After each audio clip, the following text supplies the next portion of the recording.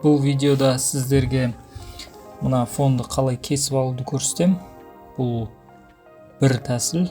Бұның алдындағы видеода сіздерге 3-4 суретті қалай жасау керегін көрсетем. Ол кезде біз тек қана мына ластикті қолдандық. Сол ластик бойынша біз мына ключті алып тастаймыз да окейді басамыз. Ластикпен бүйтіп кескен болатынбыз. Бұлай да кесуге болады, бірақтан бізде мынандай шаштар болған кезде кішкене қиынырақ болады. Сол үшін бір қазір тәсілді көрсетіп кетем. Қалай мына фоннан кесуге болатын. Мына инструмент таңдаймыз. Әрине лассомен де кесуге болады, мынандай белгілеп әрқайсысын бүйтіп отырып. Бірақтан бұл ұзақ және де онша әдемі көрінбейді. Сол үшін біз мына инструментті қолданамыз. Бізде выделение деген инструмент бар. Мынандай бар, Quick Selection Tool деген. Содан кейін Magic Wand Tool деген бар. Екеуі примерно бірдей жұмыс істейді, бірақтан мен өзім мынау Magic Wand Tool'ды қолданып үйреніп қалғам, сол үшін осыны қолданамын. Екеуінің айырмашылығы Quick Selection Tool'да мысалы жүргізсеңіз болады, белгілеп шет жағын лайнан белгілесеңіз болады. Бұл да әрине қолайлы. Өсіп те болады, немесе Magic Wand Tool'ды қолдансаңыз былайынан белгілейсіз. Мысалы мына жерде Tolerance деген бар. Бұл сан азайған сайын азырақ жаңағы жерді белгілейтін болады.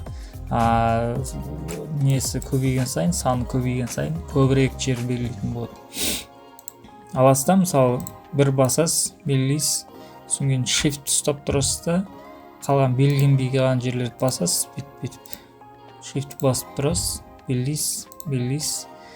Бағанағы Wand Tool'да мысалы мықты белгіленді, бағанағы екіншісі.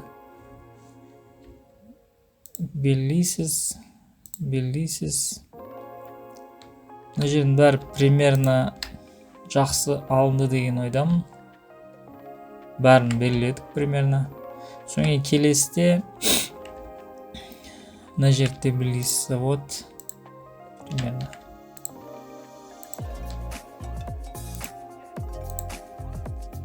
Бұл жерден өзіңіз асықпай белгілеп шықсаңыз болады. Мен қазір жылдам көрсете салам. Бәрін белгілеп болған соң Ctrl Shift I-ды басасыз. Бұл инверсия жасайды сурет. Бағана біз мынау жақты белгілеп бірдік қой. Енді сырт жағын белгіледіп сондай команда береді. Ctrl Shift I. Содан кейін Select-ке барасыз да Refine Edge-ге басасыз. Бізде уже көрдіңіз ба? Шет жағының бәрі белгіленген. Мына жерде Selection деп тұрады, сіздерде скорее всего, немесе New Mask деп тұра ма? Сіздер New Layer-ге қоясыз, сол кезде мына жерден жаңа слой болып шығады. Мына жердегі жаңағы значениелерді көресіз. Smooth деген жаңағы более гладкий болып шығады. Физерді азайтсаңыз болады, мысалы. Smart радиустың қандай ерекшелігі бар екенін онша байқамадым. Обычно птичка тұра береді. Радиус деген ол қаншалық көлемде белгілейді. Мысалы, үлкейтсеңіз көбірек көлемді ала береді. Бұл да неге ұқсайды? Жаңағы физер деген ұқсайды. Маған екеуі почти бірдей. Ерекшелігі бар әрине. Содан кейін мынандай шаштарды не істейміз деген кезде мына жерде өзінің кішігірім инструменті бар. Мына жерде Erase, потом Refine деген. Refine'ді бассаңыз, бұл наоборот өшіреді. Ал мынау өшіргішке бассаңыз, бұл наоборот жаңа қалпына қайтып келтіреді жаңа фонды. Үлкейтіп аласыз да мына жерде. Мысалы мынандай. Үлкейтіп аласыз. Мына жерде нені кесточканы таңдайсыз да. Кесточканы таңдайсыз. Кесточканы таңдайсыз да, бүйтіп шашты белгілеп шығасыз. Сол кезде артқы фон өше бастайды. Бұны аккуратно жасау керек. Бүйтіп белгілейсіз. Енді шаш қалай белгіленіп отыр. Мына жағын тағы да өшіру керек. Мына жағын өшіру керек.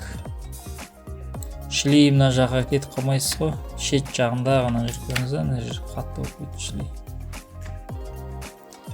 Мынаған барасыздар да бүйтіп жайлап шет жағын тазалайсыз. Мына нормально примерно.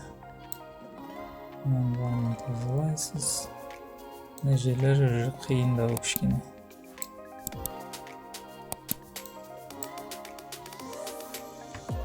Осылайды білуге болады.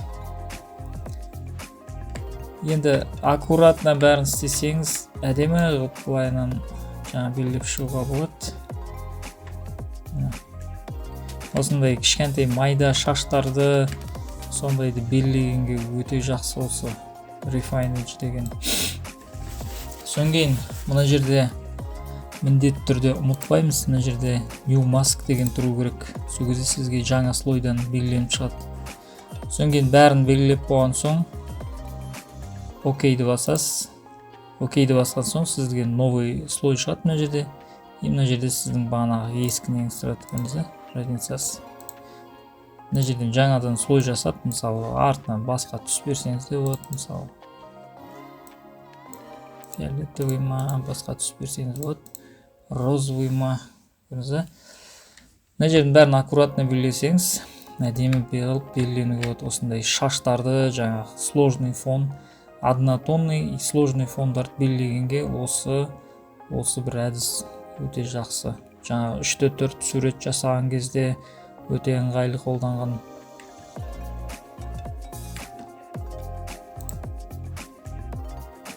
Мына үштісап, міне басында мынандай болды. Содан кейін міне басында мынандай болды. Содан кейін біз мынандай болды.